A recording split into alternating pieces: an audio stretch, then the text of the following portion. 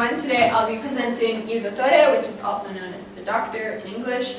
And this guy started appearing in Commedia dell'Arte probably like 1500s as a comic foil of Pantalone, but he only was fully embellished into the group by the 1600s.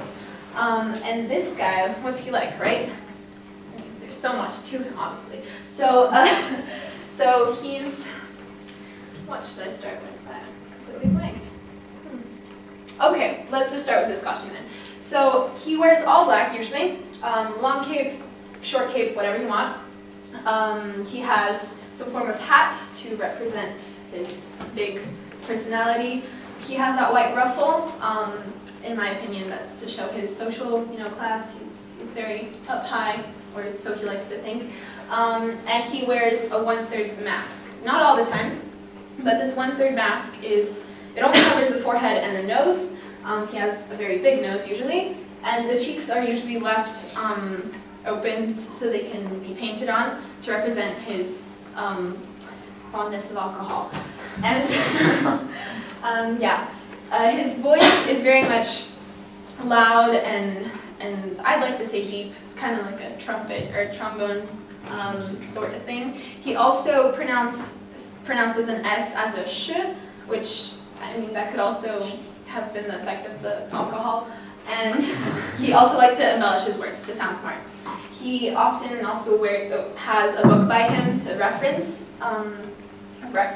whatever he's saying.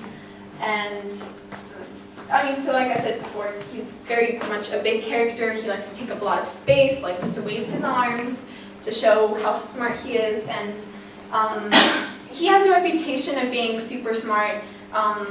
I mean, there's a debate whether he actually went to college, because, the things he says, you just never know. Does he actually know what's going on? But he does save people just with rediscovering something already made and, just kind of weird stuff like that. His relationships. So he's also fond of the ladies, so he can be caught cheating. And he's called a widower or a bachelor. And he also likes to lecture the audience and use them to prove a point. He also does this Bozzi storyline, I don't really know what to call it, where he takes up the whole stage and talks on and on about nonsense to give the other actors a break. And what else? Oh, so his another thing he does would be diagnose a man pregnant, or just stuff like that, convince someone that they're dying and then offer to cure them, but they're perfectly well, and we can all see that. So his modern recreations, he can be the police officer in The Simpsons, like Mr. Evans said, he could be the Pitch Perfect announcers, likes to comment, but doesn't really know what he's talking about. And I mean, you guys can decide where have you seen him before. He's very iconic, and as an actress myself, I've been inspired by him in further improv or just further characters to recreate some of his personalities and quirks into my character, making the scene more funny that way. And now for a demo, which will hopefully go well.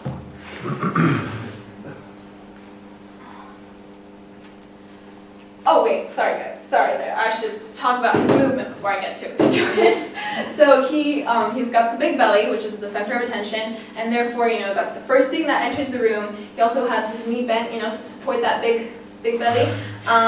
He has bouncy steps, but they're rather small. He likes to walk in figures of eights. Like I said, he likes to wave his arms, and he does this classic thing for his character. When he's thinking or trying to solve a problem, he goes down, and then he's got the solution. Ah, yes, I know, now I go back up. Something like that. Well, yeah. Hello. Yes. Oh, my dear. You look a bit unwell. Ah, yes, it's the wamboozles. Yes, the wamboozles. You see? I learned that in college myself. Those were the years, weren't they? Very pleasant, very hard-working man. But yes, anyways, you're sick, you're sick. They must have something here. Oh yes, yes, I know. You must take your hand. Yes, everyone see the hand? Yes. Very sick, this man.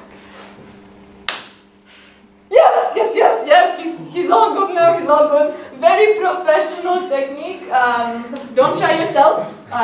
Call me, okay?